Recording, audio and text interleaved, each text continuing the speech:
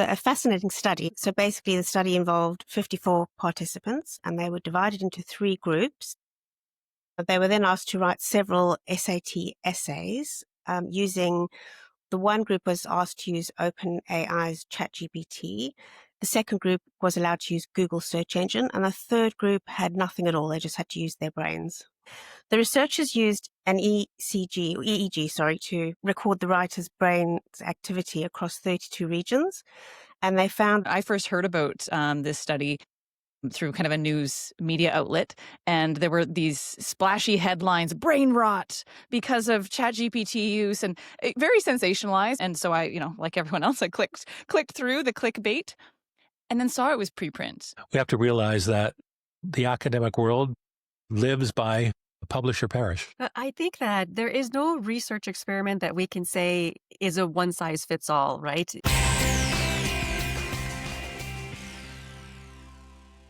Welcome. This is the Life Habits Podcast, and my name is Carl Vredenberg.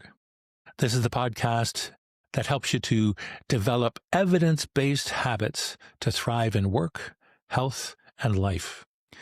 This is the second of our newly redesigned episodes.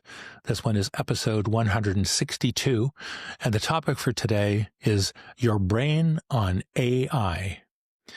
I'm joined with my amazing co-hosts that are now regular co-hosts for every episode. Mandy Kloppers. Welcome, Mandy. Hi. And MJ Shar. Welcome, MJ. Thank you. And then last but certainly not least, Suzanne Joy Clark. Suzanne. Hello. Hi. I love this topic. I can't wait.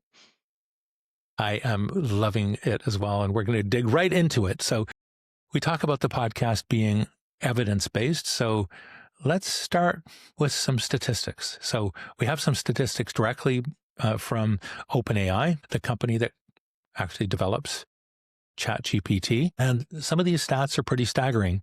Some 800 million people use ChatGPT weekly, and that number doubled since February of this year. It also gets over 1 billion queries daily. Significant use there. It has some 82% market share. So while we'll be talking a lot about OpenAI's ChatGPT, there are other of these AI systems, generative AI systems, but clearly ChatGPT is the most important one and the most popular one. It's interesting too that in 2024, last year, there was a equal sort of distribution of work-related and non-work-related topics that were dealt with on the platform.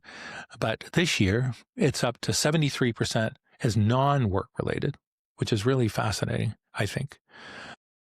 And some 53% of its users are 18 to 34. So that's the majority of the users. Mid-career, sort of 35 to 54, accounts for another 33% of users. So it tends to track younger, which will be important in some of our discussion. At the launch, 80% of the users were men, early adopters. Now it's pretty well 50-50. Again, reinforcing that it's more generally used by more people. And it's also the case that it's truly global, with no country having more than 15% of the total, and that 15% is the US. The top 3 use cases for ChatGPT is practical advice, information seeking, and writing in about equal amounts. And some 80% is the scary part, I think. 80% of students use it regularly. And among business decision makers, China leads with organizations adopting the use of AI with 83% doing it. In the US, it's 65%, and the global average is like 54%. So while the use is not universal, the adoption is quite substantial and is growing at an incredible rate. So that's why it's really important for us to, I think, deal with that today. And we will probably have episodes in the future that might look at particular aspects of it. But for today's session, we want to lean into our theme, focusing on evidence-based habits. And we want to look at a particularly interesting study that was done by a researcher at MIT, Natalia Kosmaya, and some 7 of her colleagues. And what's fascinating about it is they carried out a series of studies and really looking at the use of ChatGPT and comparing it to other things. We're getting into the design of it, but the overall title of the study, when it was published, is Your Brain on ChatGPT, Accumulation of Cognitive Debt when Using an AI Assistant for Essay Writing Task. So that's what we're going to talk about today, and also the implications of this and the like. And so let me ask Mandy first to tell us a little bit about the study itself and what the key findings were. Yeah, sure, Carl. It's a fascinating study, and I've made a few notes. So basically, the study involved 54 participants, aged 18 to 39 years old, and they were divided into 3 groups. They were then asked to write several SAT essays using. The one group was asked to use OpenAI's ChatGPT. The second group was allowed to use Google search engine, and the third group had nothing at all. They just had to use their brains on their own. Which is a fair amount, actually. Yeah. Good resource. It's very interesting though, because the outcome is fascinating. I found very, very interesting. The researchers used an EEG, to record the writer's brain's activity across 32 regions. And they found that the ChatGPT users had the lowest brain engagement of all the 3 groups, and that they consistently underperformed at neural, linguistic, and behavioral levels. In fact, they said it was a 47% brain collapse with the ChatGPT users compared to those who do without it. Over several months, ChatGPT users have found they got lazier with each subsequent essay that they had to write, which suggests that there was lower motivation. And they were often resorting to copy and pasting by the end of the experiment. The brain group with the highest neural connectivity, let me just see what I've written here. Yeah, was the group without any additional help from whether it was Google search or Open or ChatGPT. So they had the best sort of creativity, memory, semantic processing, and they had a higher satisfaction rate as well from writing the essays. It's interesting that the people who were using ChatGPT said that they didn't get a very high satisfaction rate from doing the essays, whereas the human brain group, it just used their brains, and the Google group expressed higher satisfaction. And in conclusion, the paper suggests that the use of LLMs or large language models could harm learning, especially in young users. Long-term brain development may be sacrificed in the process, and developing brains are at the highest risk of this happening. So it's really interesting. And that one other little thing that they said that the more time spent talking to ChatGPT, the lonelier they felt. So that's quite interesting. So I mean that the basic findings are really interesting, and this is just a preprint, so there's obviously more studies that have to be done to confirm this. But I'd like to pass on to Suzanne now, just to sort of get her take on it and just a bit more input. Yeah. So Mandy, you talked about it being a preprint, and I think that's really important for us to spend some time thinking about. I have seen, I first heard about this study through kind of a news media outlet, and there were these splashy headlines, brain rot because of ChatGPT use, and very sensationalized, and it caught everyone's attention. And so I, like everyone else, I clicked through the clickbait, and then saw it was preprint, and then went, okay, so let's look a little bit deeper. And the study itself is 200 pages or thereabouts. And a preprint essentially means that there is a research team that has written a paper, and it is in process to be peer-reviewed, but it hasn't been published by an academic journal. And so that process, the peer review process, is really integral to ensuring that the methodologies that are used and the conclusions that are published are replicable, are sound, and really that they check all the boxes for what experts in the area would need to see in order for it to be really valid. And so in this case, as you mentioned, Mandy, it was a small sample size. You had 54 people. You only had 18 people doing the final essay. And also, there's a really specific geographic region. So it's a pretty homogeneous group. They came from universities that were very close together. And so there's some challenges. The conclusions that, again, many of the media have been running with, we can't leap there yet. And there are a lot of specialists in the area really cautioning that the time frame of the study, it was only across 4 months, the sample size, the other things we were talking about, not nearly enough to make definitive conclusions. So, is this interesting? Is the data they collected perhaps useful? Yeah, absolutely. I'm interested to see what the peer reviewers say and how, if it is indeed recommended for publication, what edits might be required. So maybe there's substantial edits that are required for it to pass the test and the kind of the levels of excellence that the journal has. So it remains to be seen. So it may be published in a really different format, and the conclusions and areas for future study may differ than what we see. Carl, I know that you've been an editor. I do peer review too, but you see the similar thing. Yeah, I was going to also just credit the lead author as well, who did actually say herself that this was a preprint. Her justification for coming out with it right now and publishing it on the Cornell University website was she thought that it was so important to get this information out there, which is, a laudable goal. She also pointed out a bunch of the shortcomings of it as well. She pointed out that the sample was small, that it wasn't necessarily super representative, unlike it as well. And but she wanted to get it out there. And while that could be, and we're going to cover this in subsequent podcast episodes as well when we talk about science and what we should be taking away from scientific studies and the like.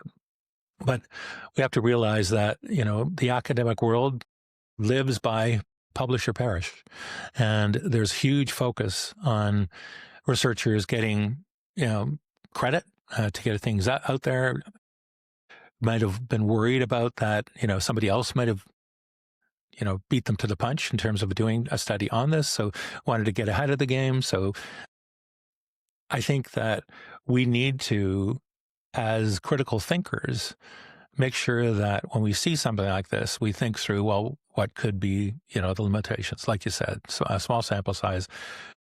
It's also the case that even the writing tasks they did, which are SAT essay questions, but they didn't actually need, in my view, to access anything to write it.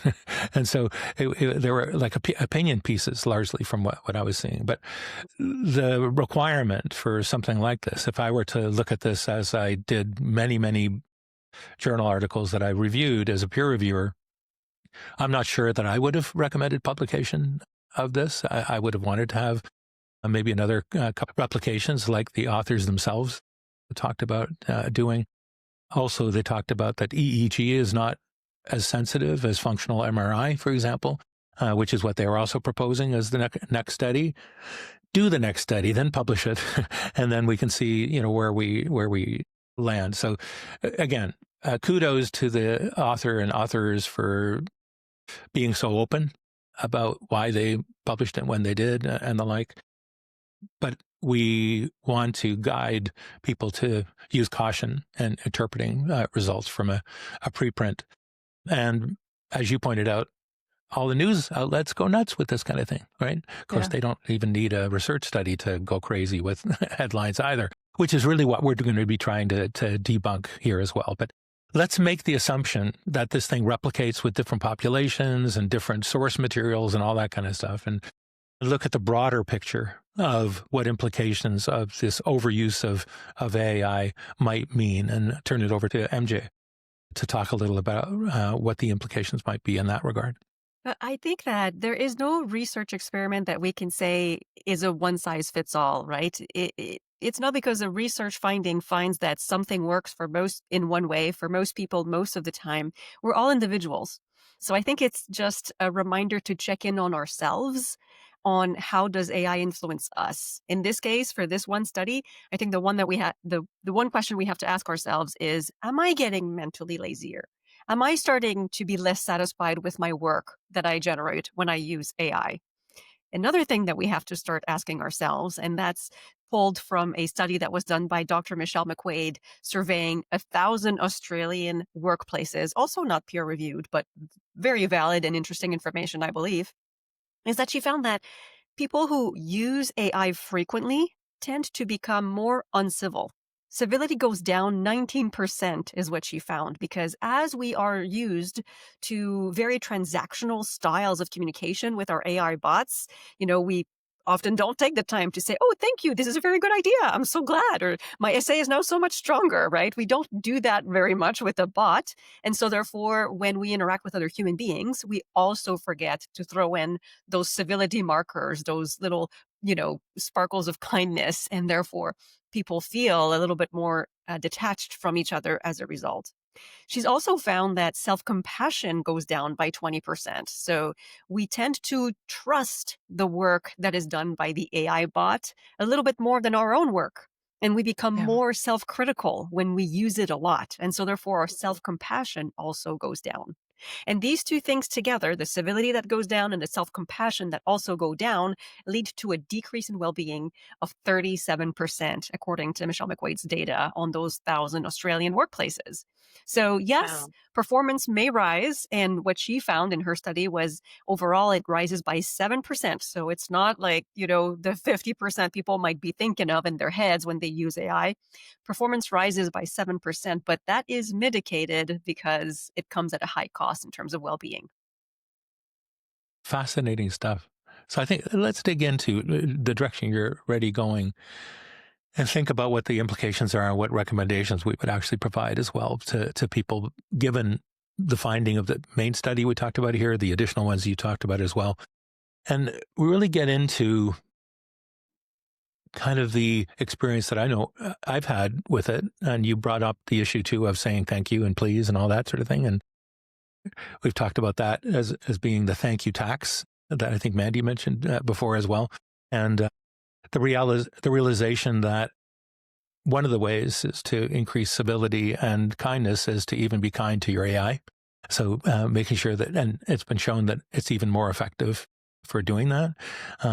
And also getting into actual prompting effectively. So a lot of people treat these generative AI systems like a Google search, just ask a question. And then they're thrilled that they can ask a question like, could you write this essay for me and on this topic? And it comes back, and there you get about 100% productivity, actually. MJ does it all for you, right? I think a lot of the people in this study did. Right. No, I know. And that's where I'm going to go, though. So a lot of the time, and that's the danger of this technology. The danger of technology is it's so good and so convincing and so elegant at writing, especially with M dashes, that you look at it and think, this is amazing. What would I do with it, right? But then you get into the best practices. And so I've gone through the entire experience of write me a blog post and then looking at the results of it and saying, not bad, but that's not me. That's not really what I wanted to say. But if I were being paid per blog post by some employer, and a lot of people are right now, they would just go with whatever the AI builds for them and publish that. In fact, I posted right at the beginning of ChatGPT 3.0, I asked it to write a blog post on the ethics of using ChatGPT.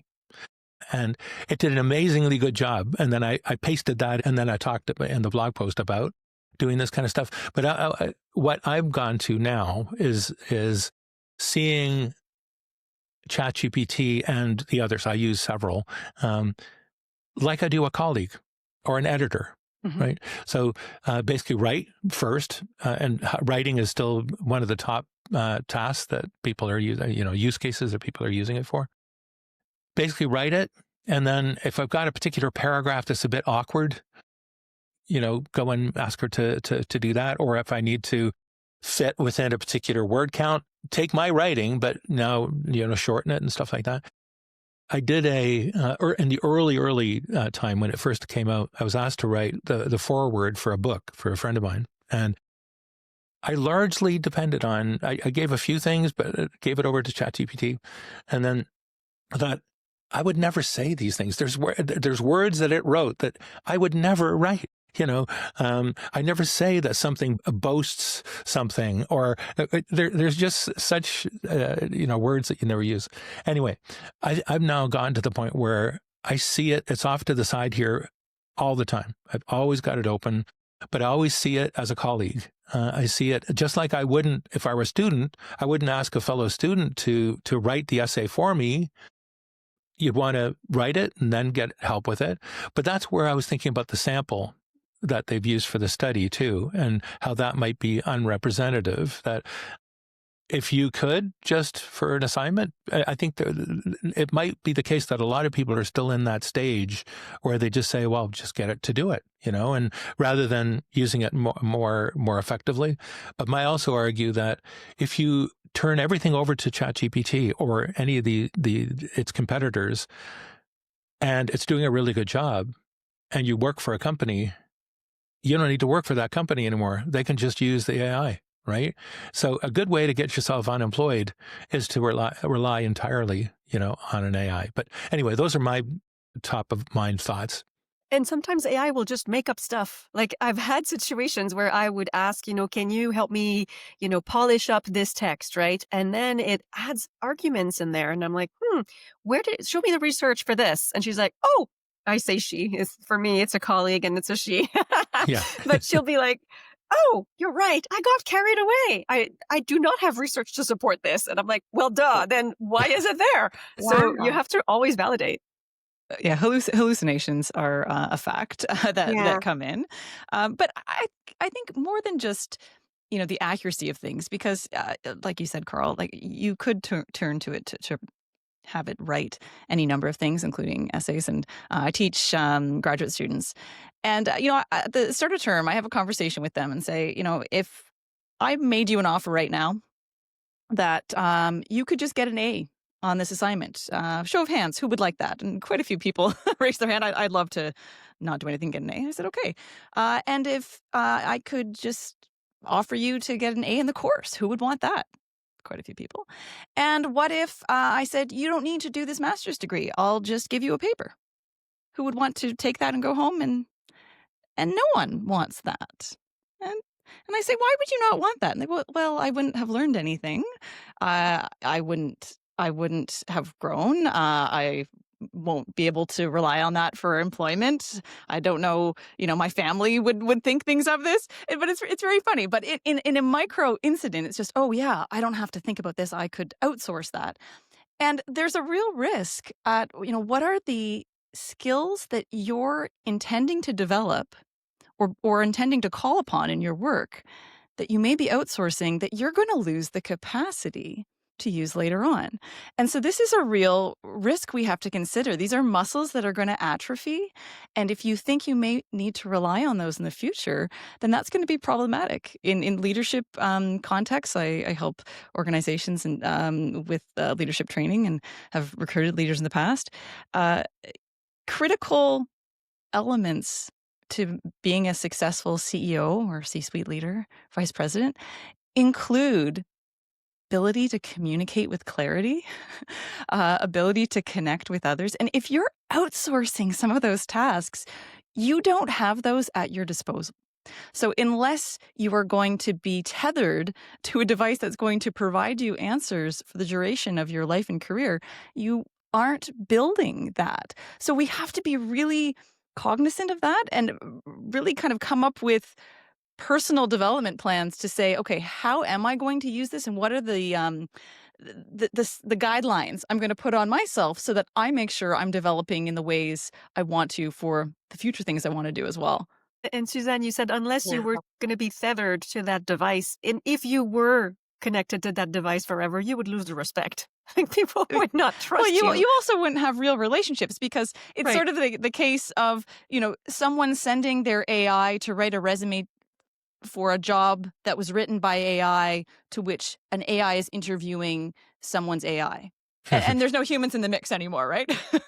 It's Yeah. it's problematic. The one thing that I worry about, and this is why I actually think that this is going to replicate when they do further studies, is that the brain in general likes to default to the easiest, wants to keep us safe. It doesn't want suffering. And so I can see a lot of people defaulting to using AI. And I just wanted to quote two interesting experiments that were done many years ago. One was Jeannie in the 1970s. She was in the USA. And she was really neglected and left in a room, and her terrible neglect. Eventually they found her and she was about 7 or 8. And she'd passed that critical phase of language development. So she never learned to speak. So basically it was that the brain will only keep going if you're using certain parts of it.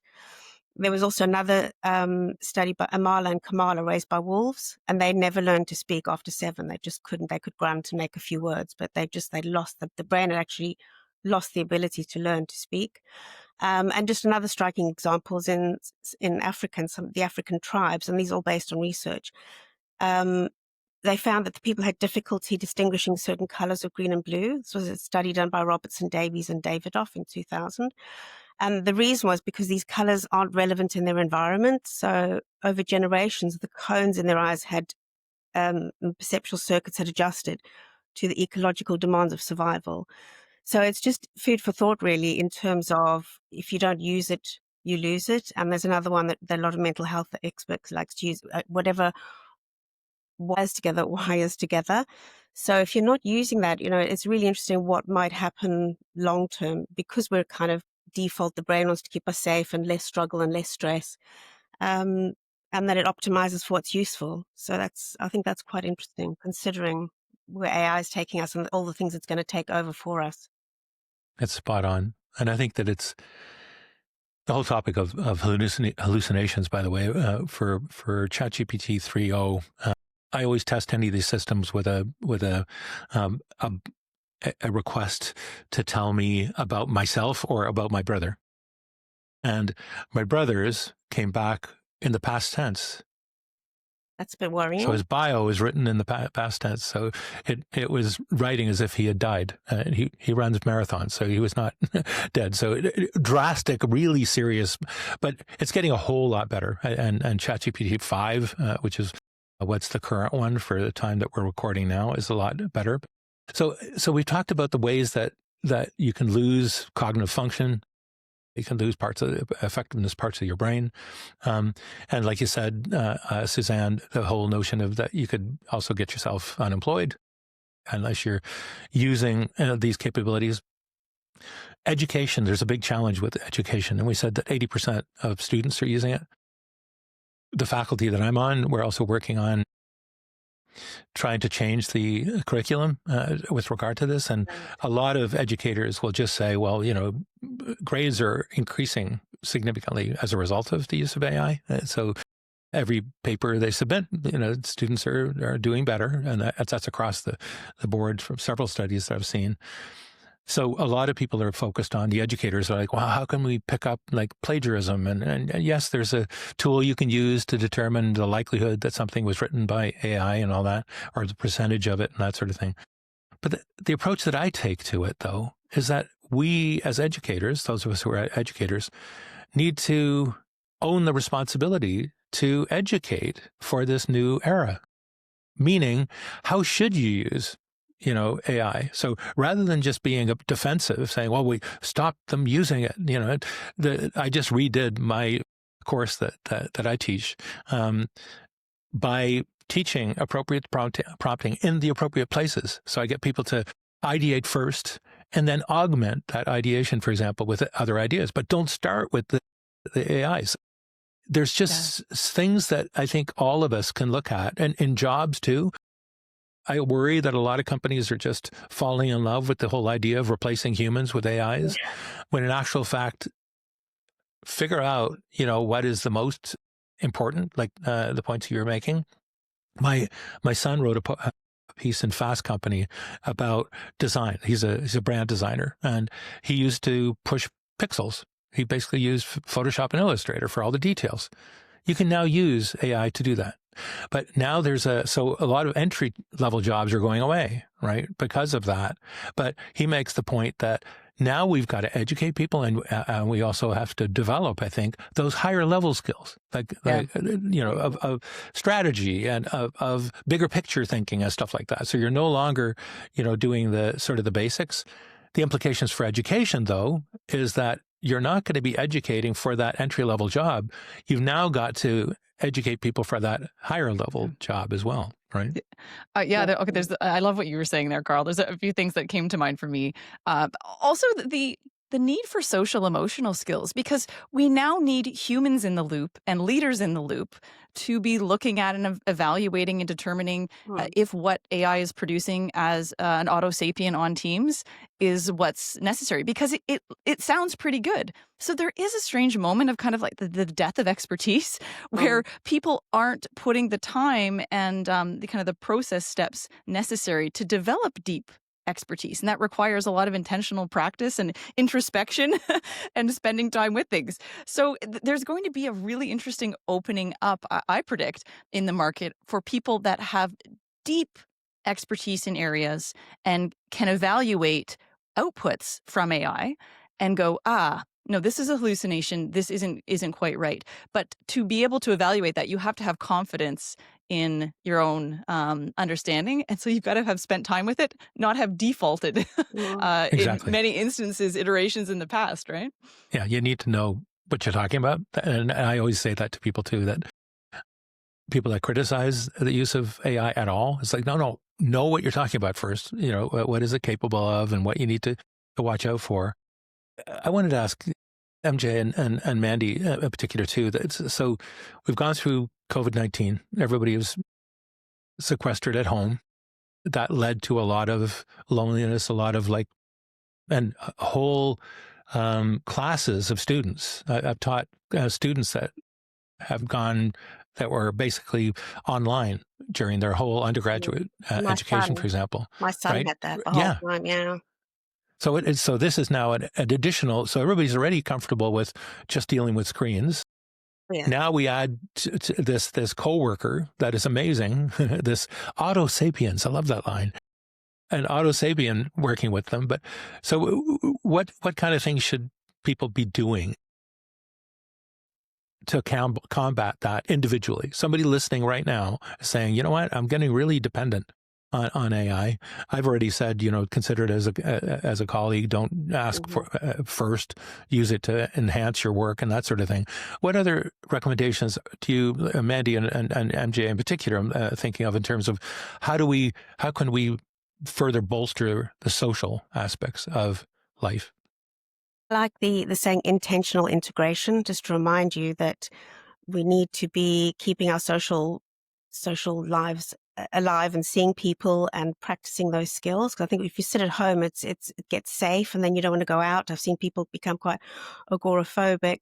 I don't know. What do you think, MJ, about what should be done to kind of slow the stem of the AI kind of overload? Right now, those are US statistics, but 54% of people are quietly cracking. So that means that on the outside, everything looks okay. But on the inside, they're not sure how they're going to get through the day, right? Or they go to bed at night thinking, I can't do this again tomorrow. And 70% are on survival mode. So I think that a lot of the times people might revert to using ChatGPT or Claude or these other AI tools because they feel like they are so drained. They are not able to produce their best work. Right? Yes. So I would say check on yourself and see, are you turning to those AI tools to save yourself the effort, not because you're not sure of what you want to say, but rather because you just don't have the energy, right? If you feel like this is right, the time, the energy, the resources to pour yourself into that next piece of work. And if that's the reason that you constantly turn to AI, then AI will never be an enhancement tool for you as long as you are in that situation. So the problem for that person is much bigger than their reliance on AI, and then see what you can do to address that bigger problem. So it's like self-awareness is important. Yeah, self-awareness on why you turn to it, not just Mhm. how you turn to it, but Yeah. also why you turn to it. Absolutely. And you may also want to not turn to it at all for a while. So this whole notion of turn it off, have a break. The last version, ChatGPT 5, they say has built in if you've used it too much, that it pops up and says, go outside for a walk for a change. Or I guess I don't use it enough I mean, to get that. I haven't seen the message myself. But I think it's a good idea to say, you know what, and we're building that into the nonprofit that I lead. We're building an AI, and we're building into it. If anybody overuses it to exactly do that, maybe go do something else for a while or whatever. So Excellent. there's got to be that kind of balance in life too, right? Very true. Absolutely. We also need to exercise the parts of the brain that are good at connecting with others and that are able to make eye contact and that, know how to attune to somebody else's emotions. That also has to be exercised. Awesome. Yeah. Any final thoughts on this? And then I want us to just spend a bit of time talking about the myths, because one of the things that we're going to want to do with this new version of our podcast is to debunk myths. And so we've got some, and there's a lot of them for AI, Wow. and we're going to go through those as well. Any final thoughts on the study and the implications for it? I worry about the future a little bit in terms of, I think there's a snowball effect coming and that people are just going to be using it more and more. I mean, look at how addicted we are to our phones. I hate my phone, but then at the same time, I can't be without it. And I hate that. So I don't know how you feel, Suzanne and MJ and Carl, about, becoming addicted to things over time. It's a slow drip, drip, drip. But 5 years from now, where will we be? I wonder. Yeah, just like the person who invented the car did not, Ford did Yeah, not that's foresee, true. climate change and sedentary ways and all of those things, right? And when the mobile phone was invited, we could not see dependency on the phone, right? We can't project far enough into the future to really tell how much it's going to impact us. But I would say, like, take maybe quick little notes or pauses along the way, like every 6 months, and see how's your relationship with your AI going, and if that Yeah. trend continues, where is that leading you, and is that positive? Digital detox, definitely important. That's exactly it. I think Yeah. it's coming into discussion more. And, Jonathan Haidt's work around The Anxious Generation, a book that he published that really brought a discussion around how youth and adolescents are using smart devices and the impacts there. I think we're becoming a little bit more aware. And my hope is that this preprint research will cause others to want to investigate more in this area. And then as the research gets reviewed and comes forward, hopefully governments and organizations and us as a society as a whole will look and say, yeah, let's see what's actually serving us and what will set us up to be the people we want in the future. And we may even want to take really almost literally the results of the study and say, okay, you know what? If you use AI a lot, for the next day, don't use it at all. Use your brain. Don't even Good do advice. a Google search, right? Like in my case, it was like, no, writing a full, blog post, for example, or I write a fair bit. Writing it entirely, not even asking for any enhancements during it, and then coming back to it. Or what I'm tending to do now is I'm tending to not use it for my writing anymore. I basically just, I've done it to shorten articles or whatever, but so be self-conscious of your use of it and not just take breaks, but actually concentrate on keeping up your skills, Yeah. because it'll atrophy, like the study showed, if it were to continue on. So the last thing that I would mention too, when you were mentioning cars and climate change, MJ, is that this technology is also burning up the climate. Burning Yes. up the planet, right? So this unsatiable need for power, when they first started out, they were incredibly energy intensive. They've gotten better. The Chinese version has shown the way. They're like about a 95% less energy use than the typical models, and each model is getting better. My Habits for a Better World project uses ChatGPT 4.0 Mini, which is a small model, which uses a lot less energy as well. So be conscious too of which model you really need to use. Do you need to have a really deep thinking model? Then yeah, use 5. But even 5, you can also choose among them.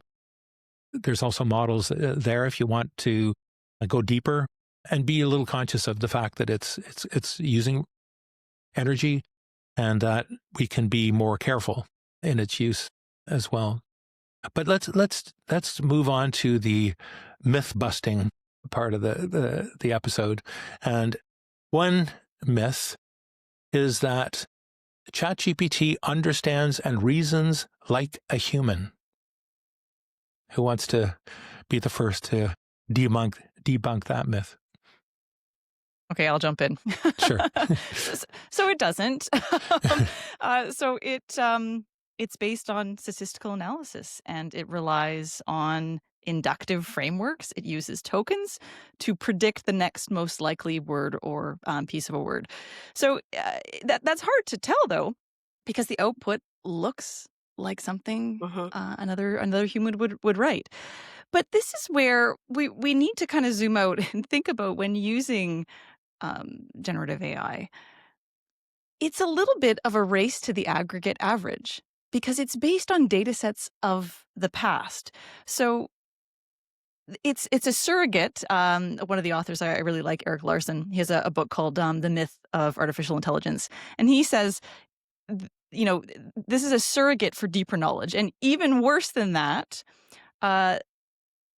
these models tend to expect the future to look like the past. And I think that's important to consider, because if you want to create and improve, and you're only backward looking, AI is a mirror, and within it, and there's been lots of studies and lots written about the biases that are baked into these AI systems, because they are that backward looking kind of what has been. So we as humans are pulling in from all of our senses, not just predicting based on what has been and what is coded in that way. So they can be mistaken for things that humans have produced, but the experience of looking at a human is different than looking at a thing.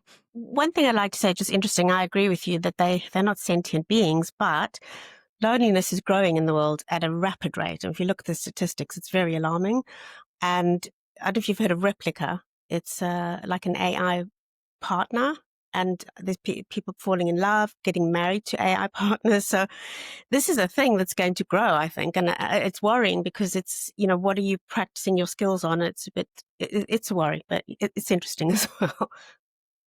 Yeah, and we'll likely do an episode on that in the future. But because we've got some material on that, I wanted to just make a comment about the biases, and one other bias is that it's based on information that's on the internet. Do I need to say more? You know what I mean? So, and we know that's all very, very biased, right? When you think of like the average thing that you see on social media and like, it's really quite, I mean, yes, they're heavily using, I think it's about 50% is using Wikipedia. So there's some sources that are better and that actually have some level of oversight, but the rest of it is not. So there's bias there. And so, but I wanted to reinforce though that I often talk about with designers and like where we use a persona, people create a persona in order to be representative of users. That's a shorthand to then be able to design better because you keep that persona in mind.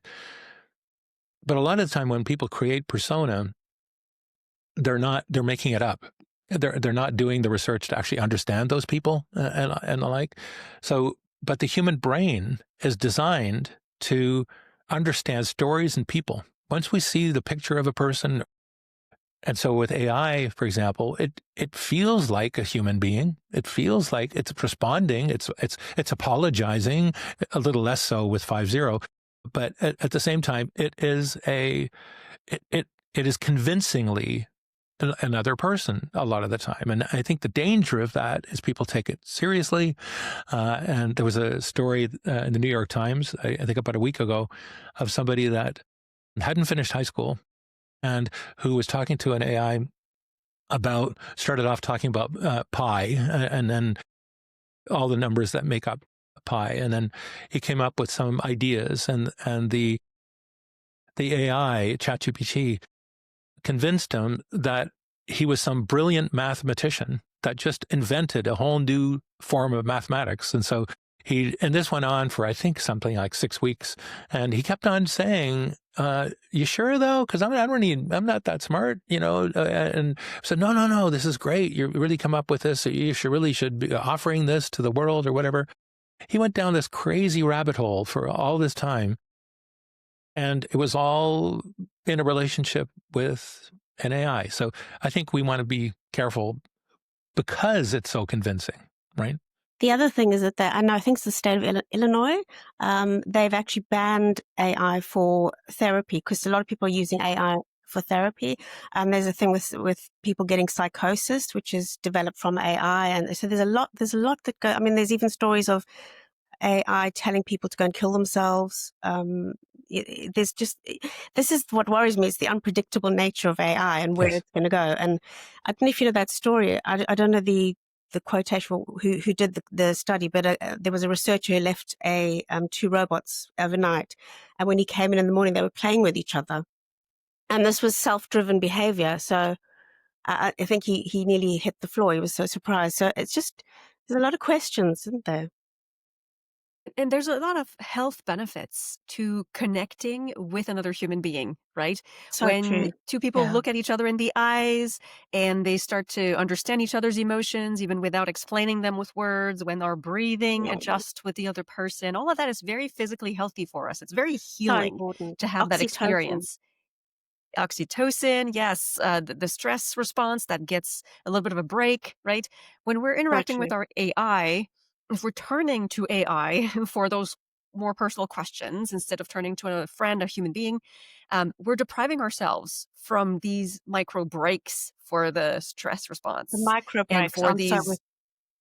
Yes, and for these moments to attune with another human being and all of the beautiful biochemistry that results from that. So if we are not experiencing that, and I don't know what really happens to our biochemistry when we are interacting with an AI, and that would be a very interesting question Well, Exactly. to we look still get the at into same. research. But Yeah, we go still ahead, get the Mandy. same physiological responses, believe it or not. Still get oxytocin, still get all of those good feelings. From AI? That's the worry. Yeah, that's why addiction and yeah. Yeah. Wow. Of course, they're also building robots, human-looking robots I'm sure they Yeah. are. that have AI and all that. So I think that's a whole other direction. But one other myth I just wanted to lead us to wrapping up somewhat this episode, because it's been a fascinating one. We've already talked about this notion of that it sounds so confident, so it must be true. But I'd love to just dig into, MJ, you were also, I think, identifying a really good best practice when you said, you responded back to the AI and said, well, that's just not true. So one of the things that I do, realizing that, no, it's not always true and accurate, is to always, there's three things. One is to challenge it, to go back and say, go and double check, go check the web. I want to be absolutely certain. I often say things like, I'm going to quote this in public, so I want you to make sure. And it comes back some of the time saying, oh, sorry, there wasn't actually a study for that. I made it up. And the other one is to get it to give you an answer, and then I go to one of the other AIs. So I'll use ChatGPT. I'll move over to the Claude or Gemini or any of the other ones, and ask the same question and see if I get a similar answer to it. And the other one is just to dig in deeper, even with the same system, to go in and further prompt it. So what would that mean? Can you go check this analysis or whatever? And now with the capability for deep analysis, it can do that. You can actually say, no, I want you to think about this longer. I want to make absolutely certain or whatever. And of course, the last thing to do is check it yourself. So I'll often look for a particular article and get some summaries and all that stuff. And I find it really helpful for doing that and getting a summary of like a book before I read it, if it's going to be worth reading and stuff like that. But some of the time it's like, okay, let's go back. It gives you the reference. You go find the reference, you read it, you make sure that it's right before you actually, claim that it's accurate. So I think that's one way of countering some of the inaccuracies. Anybody else have any thoughts with regard to how to deal with that?